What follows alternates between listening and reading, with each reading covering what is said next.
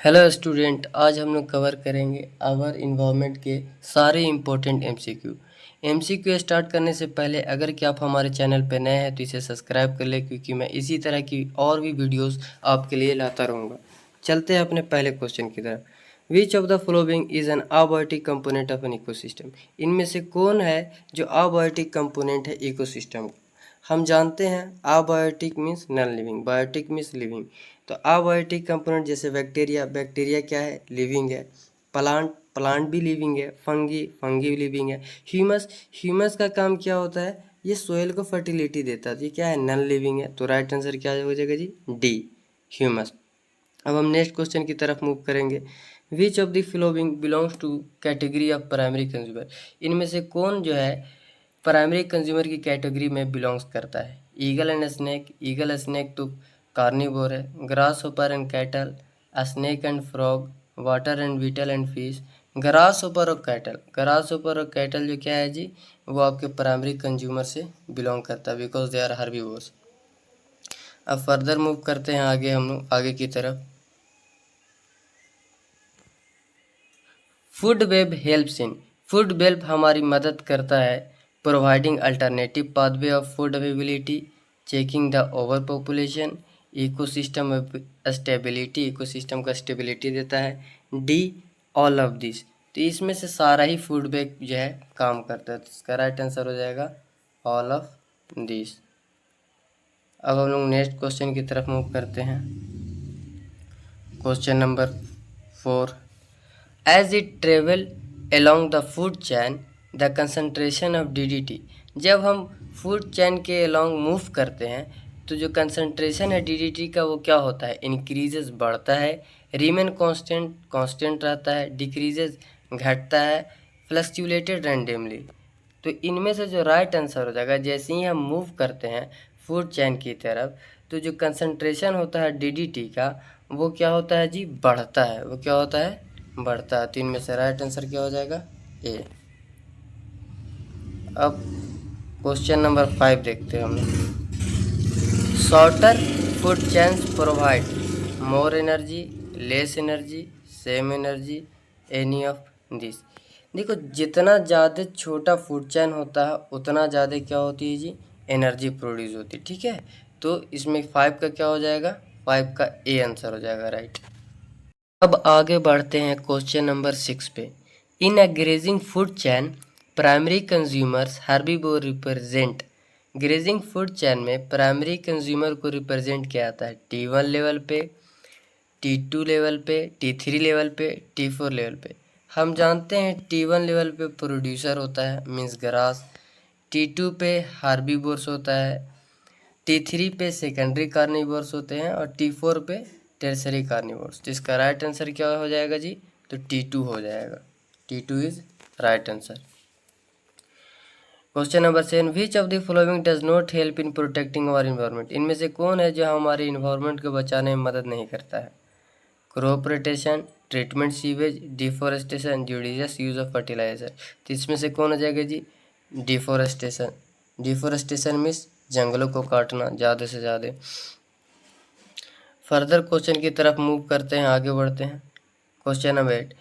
Now a days which type of cup are being generally use in train for serving tea, coffee, soup etc? बोल रहा है आज के दिनों में किस तरह का कप जो है ट्रेन में सर्व किया जाता है कॉफ़ी, टी, सूप के लिए डेली बेसिस पे। ऑप्शन है washable glass cups, washable plastic cups, disposal paper cups, disposal cups made of plastic.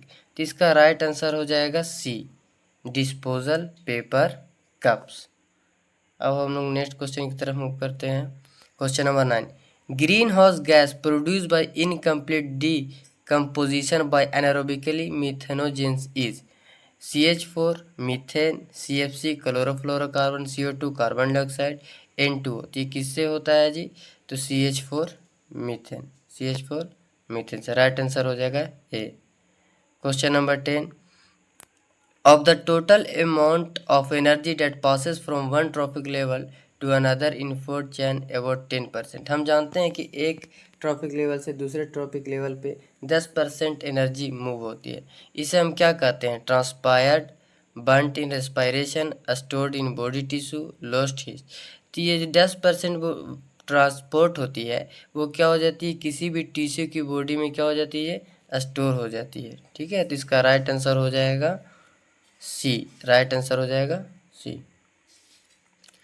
Question number 11, if there was no CO2 in atmosphere the earth temperature would be. अगर कि atmosphere में CO2 ना हो तो पृथ्वी का temperature कैसा होगा? Less than the present temperature, present temperature से तुलना में कम रहेगा, same the present temperature, higher than the present temperature, depend upon the O2 content of air.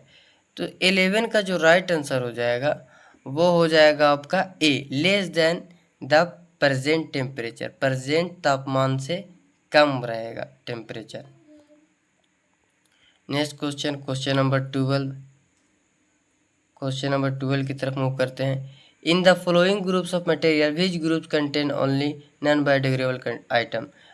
Non biodegradable हम उसे कहते हैं जो डिकम्पोज नहीं होता, बायोडिग्रेडेबल हम उसे कहते हैं जो डिकम्पोज होता है। इसमें से कौन है जी? Wood, paper, leather, polythene, detergent, PVC, तीसरा है प्लास्टिक, डिटर्जेंट, ग्रास, चौथा है प्लास्टिक, बेकेलाइट, DDT। तो इसमें से राइट ऑप्शन क्या है जी?